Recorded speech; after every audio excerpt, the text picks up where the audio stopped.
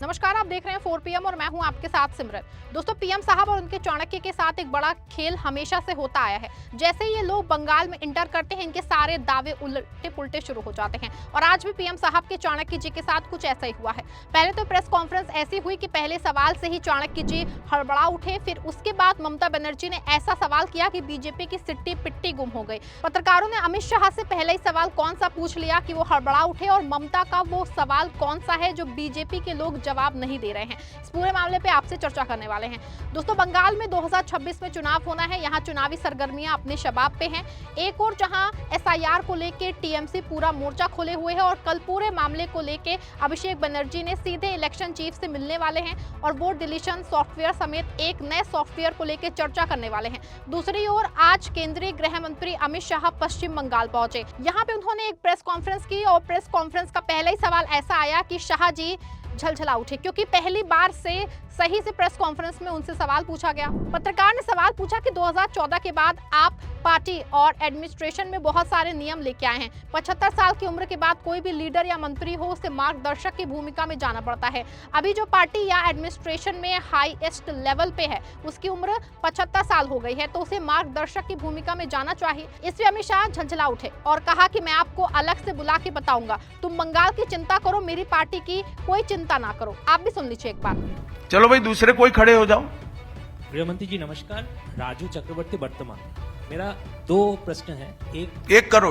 अच्छा, 2014 के बाद आप जब पार्टी और एडमिनिस्ट्रेशन में बहुत सारे संस्कार लाए, 75 साल के बाद कोई भी लीडर या फिर मंत्री हो, उसको मार्गदर्शक के भूमिका में जाना पड़ता है। तो आपको क्या लगता है अभी हाईएस्ट लेवल पे जो भी है पार्टी या फिर एडमिनिस्ट्रेशन में, वो 75 साल हो गया, उसको अपने आप वानप्रस्थ में जाना चाहिए? चलिए मैं बुलाकर आपको बताऊंगा। तुम बंगाल की चिंता करो भैया, मेरी पार्टी की क्यों चिंता कर रहे हो?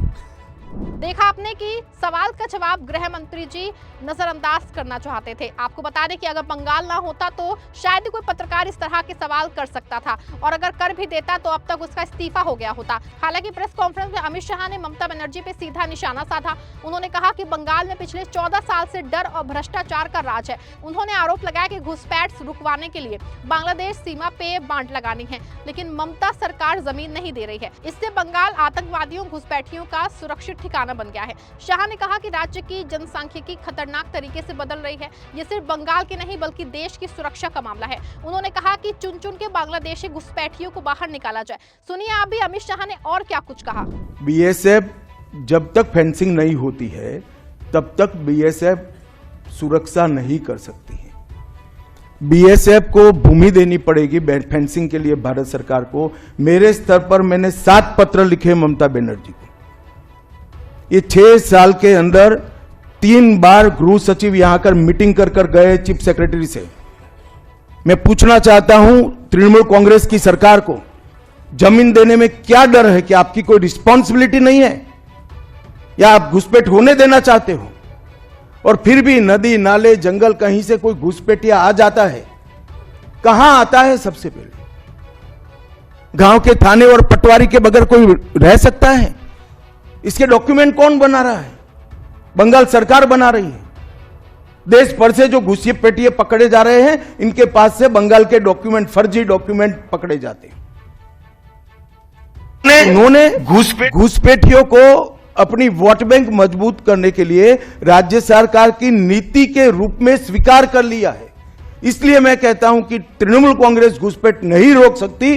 बंगाल की डेमोग्राफी खतरनाक तरीके से बदल रही है और आने वाला समय बहुत चिंताजनक है। सुना आपने कि अमित शाह का साफ तौर पे कहना है कि जमीन ना मिलने की वजह से घुसपैठियों पे कार्रवाई नहीं हो रही है। आपको बता दें कि अमित शाह यही नहीं रुके, उन्होंने बंगाल में भ्रष्टाचार और बंक जमीन को लेकर के भी ममता सरकार पे काफी वो बरसे। बनर्जी के नेतृत्व में भ्रष्टाचार के कारण पूरे बंगाल का विकास एक प्रकार से थम गया है। मोदी जी की सारी लाभकारी योजनाएं जो पूरे देश में गरीबी का उन्मूलन कर रही है, यहां पर टोल सिंडिकेट के भेंट चढ़ चुकी हैं और हर योजना डेड एंड पर पहुंच चुकी है। 14 सालों से भय और भ्रष्टाचार ये बंगाल का पहचान बना हुआ है। बीजेपी सरकार का संकल्प 15 अप्रैल 2026 के बाद जब भाजपा सरकार बनेगी, बंग गौरव, बंग संस्कृति, उसके पुनर्जागरण की हम फिर से शुरुआत करेंगे। और विवेकानंद जी, बंकिम बाबू और गुरुवर टैगोर और श्यामा प्रसाद मुखर्जी के स्वप्न का बंगाल बनाने का हम फिर से एक बार प्रयास करेंगे।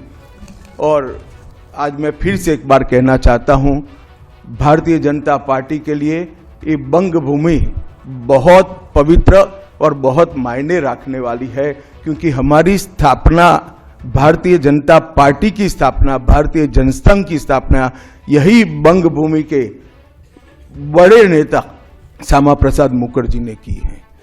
भारतीय जनता पार्टी की स्थापना से स्वामी विवेकानंद और बंकिम चंद्र चट्टोपाध्याय, इनका अनुकरण भारतीय जनता पार्टी ने अपने सभी सिद्धांतों के अंदर किया है। हालांकि जैसे अमित शाह के बयान वायरल हुए, ममता बनर्जी उन पे बुरी तरह से फायर हो गई। उन्होंने कहा कि जैसे ही चुनाव करीब आते हैं, भाजपा को बंगाल में आतंकी दिखने लगते हैं। ममता ने इसे बंगाल की अस्मिता का अपमान बताया है। उन्होंने पूछा कि आप गृह मंत्री हैं या किसी पार्टी के प्रचारक? अगर देश की सुरक्षा दांव पे है तो आप इस्तीफा क्यों नहीं देते?